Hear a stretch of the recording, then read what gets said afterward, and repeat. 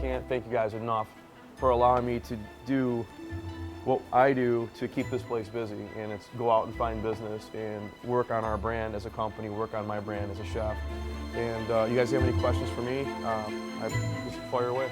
I try to be as ambitious as possible without neglecting my kids' attention and my wife's attention. And to be honest with you, I have a really good staff. I have a good support system at work, and they help me keep it all balanced, and they make it very easy for me. My career is just now starting to blossom after 25 years of really hard work. Lots of sacrifice, lots of policing myself, not doing stupid things, sacrificing my desires for my children's desires, for what my wife wants, for what my family wants, for what my employees want. So I think you can't live in a me world to be successful. You have to be giving, you have to be caring, and you have to not be trendy and not be caught up in the trends of the world. And I think that's how you preserve your name, is just to stick to the core basics of good humanity, good human values. And that's not always easy to keep it together. My mom really inspired me to be a better chef. She taught me the way to make people feel very special when they walk in.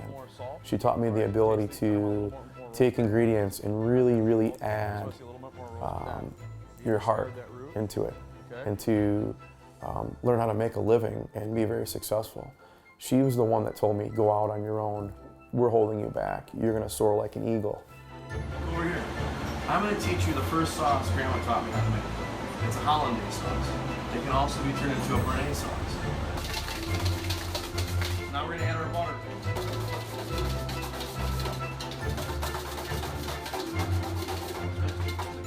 Lakeland was actually my mother's catering hall. And when one condition, she said, you can go out, but you can't have another name. You take my name with you. If you don't take my name with you, you break my heart. And I said, okay, I'll keep it Lakeland. So my mom's business started in 1976. That's where I learned how to cook. I started cooking at 6 years old. And I'm telling you, I hated the business. It's a lot of hard work. And I saw how hard she was working. And over the years, working with her, now in hindsight, all the time I spent with her was a blessing.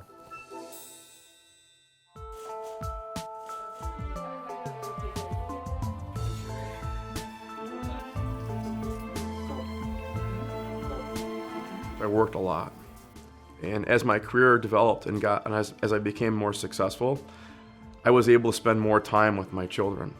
And a big person that made me realize that was Nadia, and also my mom. My mom said, you know, you need to focus. These kids aren't going to be kids forever. They're going to grow up really fast. The balance in my life isn't easy, but I have a great partner. I've been married to Nadia for 23 years, and she has taught me a lot about slowing down and establishing the right pace, and not trying to be everybody's caterer, and not trying to be everybody's friend, and not trying to be in a million places at once. And it's been resonating in my head and in my heart for the last couple of years that I just need to kind of pace myself a little bit. So when I pace myself, I get better rest, and I focus on the things that are important. And the things that are important are my children and my business, my family first. I am so the chef at home. But here's the deal. Like Nadia is amazing at picking food. She can't cook it very well. She tries, and she's getting better. We've been married 23 years actually this week, and we have a lot of fun in the kitchen. Some days I'm exhausted, and the kids look at me, hey Dad, will you make this, can you make the shrimp with the lobster and the pasta and I go look in the fridge, and I don't have all the ingredients, but I make it work. And sitting at the kitchen table is very important to me. We only get to do it a couple nights a week, but it's very sacred to me. And cooking at home is a blessing. I love it.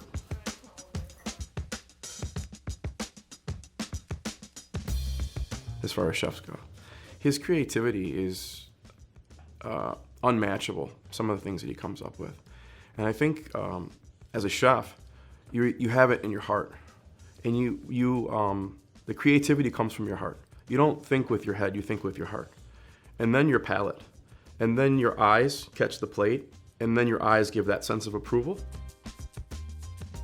The range of flavors, being Mediterranean, Lebanese, and Italian, you get such a myriad of different flavors. The Italians cook with basil, they cook with rosemary, and then you fuse that with some of the dishes that we do at our banquet center, and then you mix it with the Middle Eastern flair. I'm very passionate about food, so I really took on looking for a chef that was also passionate about food. The Middle Eastern cuisine, we know, has some vibrant flavors and colors and very interesting textures, but the other thing it has is natural ingredients. Very simple, very to the point, natural ingredients. What Bobby was able to bring us was his unique ability to take what we would consider our standard culinary cuisine and really infuse it with some interesting dynamics from his Middle Eastern background. Okay. You gotta try this. It'll be great. Everything that Bobby has done has really made a lot of sense and has followed trends. Really nice piece of. So when Bobby comes up with a flavor concept and really is explaining why he came up with that flavor concept, we're able then to go back and look at what food trends are, and frankly the two match. So the risk is really mitigated by the experience that Bobby has in the food industry, coupled with the experience that I have in the chocolate industry.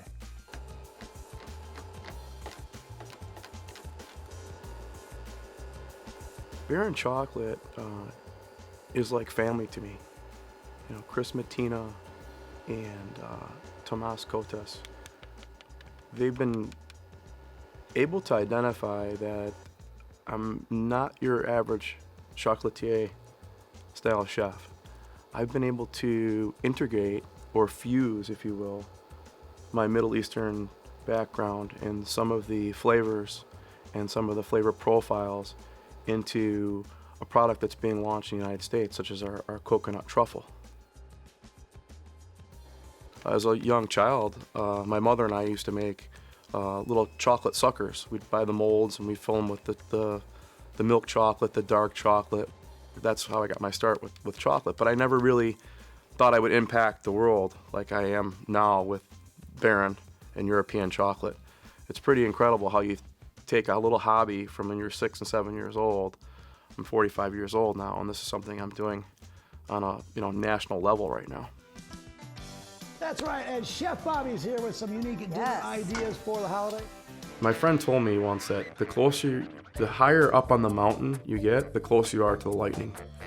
So you have to be very careful as you climb up and become more and more and more successful. You become more susceptible as a target. Keep going. Perfect. I'm my biggest critic. I always push myself really, really hard. You have to keep it cool. And then being on Fox 2 Detroit, they set certain standards. Like, hey, you cannot do anything provocative. You have to keep your name. Your name is your brand. The minute you mess that up, you're done. Because there's 100,000 chefs waiting in line to take your place. So that's pretty. And then we'll put the raspberries on. The culinary world has changed for the better, and it's progressed. Every day it's progressing. It's eternal. It's like wine. The longer you let it age, the more it gets better.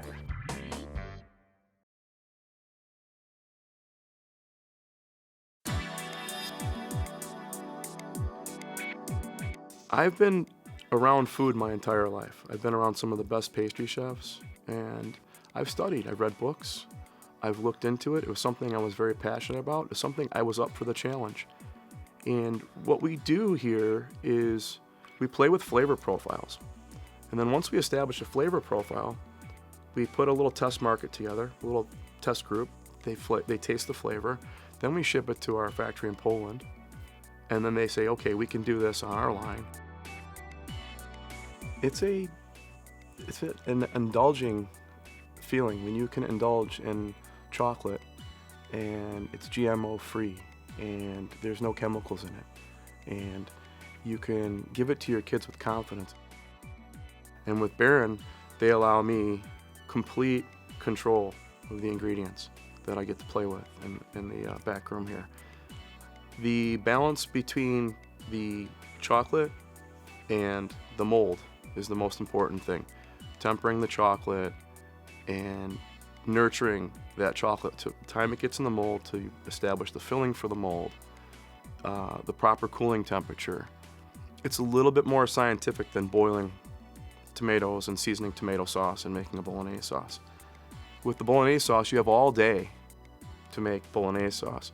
With chocolate, you get one shot. If you don't temper it properly, you got to start over. Bobby brought to us, first and foremost, his passion for food, his passion for creativity.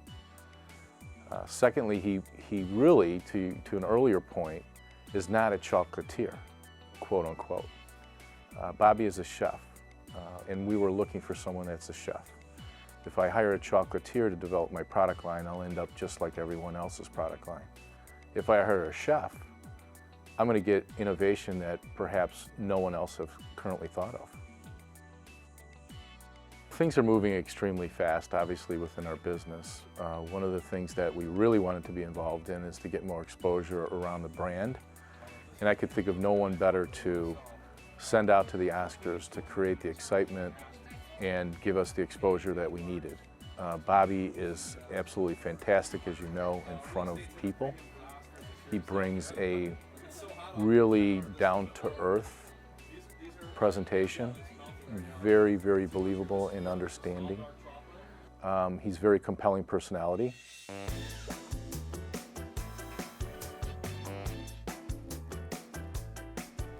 Going to the Oscars was a dream come true.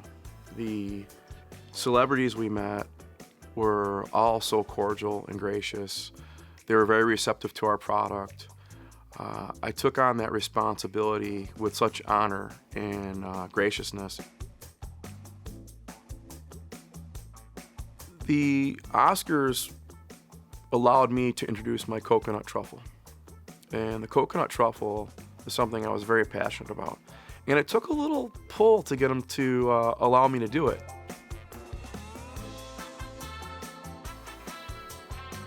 Bobby creates theater around food. And the theater that Bobby created was to take our truffles and then to add 24-karat gold stringing to them to make them extremely attractive. And obviously the gold is the sign of the Oscar trophy. It's the innovation and the product innovation that we're really looking for, and that's where Bobby brings to us. And these trends are not just North American trends, these are worldwide trends. We are not just a chocolate company. We're a company that's really changing the way that people view their food. So our products are made with natural ingredients, GMO-free, zero trans fats. So they're better ingredients for people. It's very milky. And this company wants people to have a healthy snack, a healthy alternative that is safe for people to eat. Maria Sharapova picked Barron because of the health qualities and the caliber of chocolate that we use. She trusted us with her brand, and we came up with some really cool flavor profiles.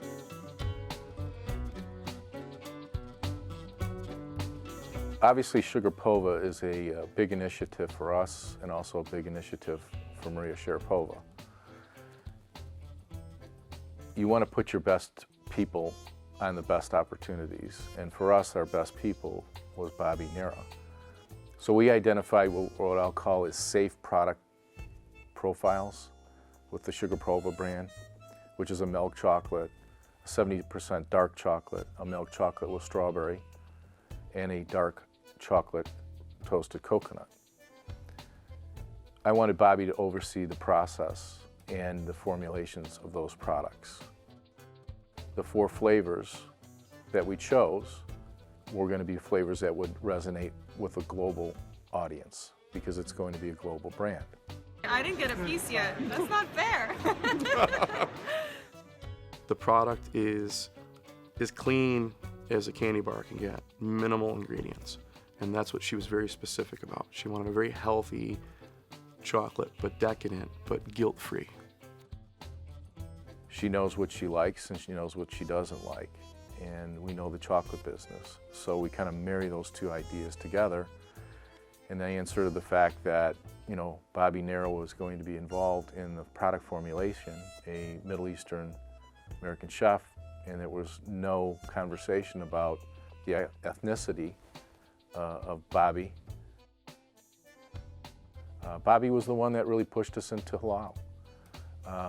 As we start to look at the Sugar Pova line particularly, one of the things that Bobby brought forward was that, well, if this is a global brand and Maria Sharapova's brand is very strong in the Middle East, then why haven't we considered halal? Which was a great, valid question, because quite frankly, we kind of stopped ourselves at kosher and really left a void. So we immediately started working on getting our halal certifications, which we've gotten. And our first foray into that universe is with the Sugar Pova brand. The Middle Eastern flair and the way we cook foods and the way we mix flavors and our ability to identify what the public likes, what we enjoy, is one of the reasons why they have trusted me with this huge responsibility. I'm also big on Italian food and Italian spices, and anything that's Mediterranean is just amazing.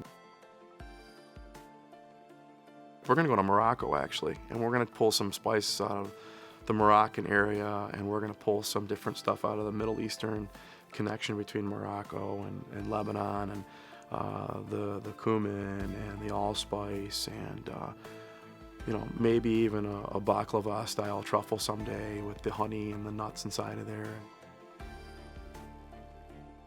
You never want to be trendy, because trends come and go. This company is not a come and go company.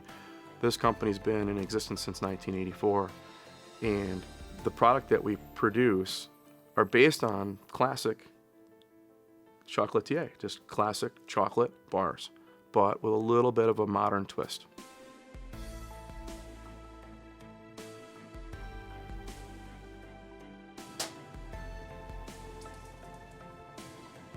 I like doing the flavor profiles, and that's more of a chef balancing act of a culinary chef. In the world I live in, happiness is very important to me. The food that we consume is a celebration of life. It's a celebration as family, of friends, of our new beginnings, our endings,